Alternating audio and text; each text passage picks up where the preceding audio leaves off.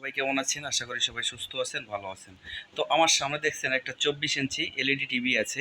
তো এই টিভিটার লাইট কেটে গেছে। তো আপনাদের যদি লাইটের কোনো ম্যানেজমেন্ট না থাকে, তো সেক্ষেত্রে আপনারা কি করবেন? দেখা গেল আপনি একটা এলইডি টিভি খুলছেন, আপনার কাছে লাইট নাই।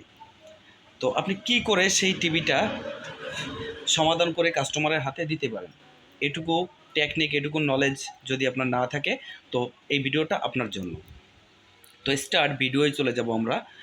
তো দেখেন আমার এখানে 5 এলইডির দুটো স্টিক আছে, 5 এলইডির। তো আমি এখন স্ট্যান্ড বাইটা রিলিজ করব। দেখেন আমি স্ট্যান্ড বাইটা রিলিজ করছি।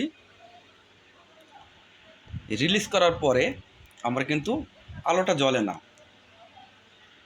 এবার আমি কিন্তু আগের থেকে একটা কাজ করে রাখছি বন্ধুরা। তো দেখেন আমার এখানে কিন্তু একটা বাল্ব কাটা ছিল।